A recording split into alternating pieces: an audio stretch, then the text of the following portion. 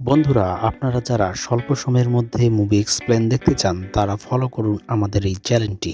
ধরুন একজন খুনি, কিন্তু পুলিশ নিশ্চিত না সে একজন নাকি দুজন, কারণ চেহারা তাদের প্রায় একই।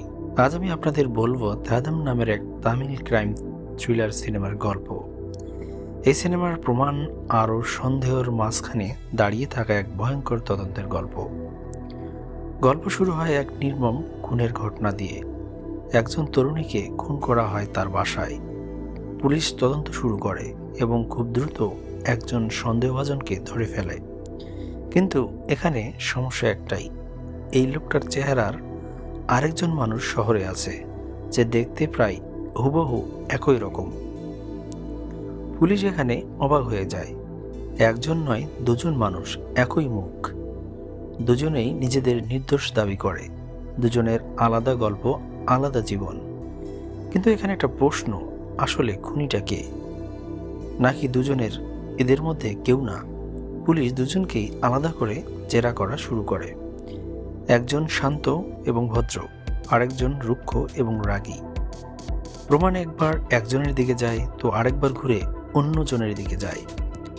সবাই এখানে বিভ্রান্তের মধ্যে পড়ে। এই সিনেমার সবচেয়ে শক্ত দিক হলো মাইন্ড গেম।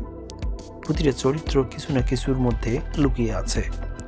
সত্যটা কখনো পুরো সামনে আসে না।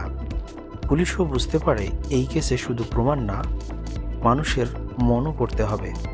হঠাৎ এমন একটি তথ্য বের হয় যা পুরো কেসের মোড়ে ঘুরিয়ে দেয়। দর্শক বুঝতে শুরু করে এই খুনটা হয়তো রাগের না, বরং পরিকল্পনার ফল। এখন আর প্রশ্ন থাকে না যে এখানে খুনটি কি করেছে। প্রশ্ন হয়, একজন মানুষ নিজের জায়গা বাঁচাতে আরেকজনকে কতদূর পর্যন্ত ব্যবহার করতে পারে। শেষের দিকে সিনেমাটি এমন এক জায়গায় যায় যেখানে সব প্রমাণ নতুন অর্থ পায়। আগের দৃশ্যগুলো নতুন চোখ দেখতে হয়, আর দর্শক বুঝে যায় সে এতক্ষণ ভুল মানুষটাকে বিশ্বাস করেছিল। ধাদাম এমন এক সিনেমা যেটা দেখার পর মাথার ভিতরে একটা প্রশ্ন রেখে যায়, সত্যি কি সবসময় প্রমাণেই সবকিছু ধরা পড়ে?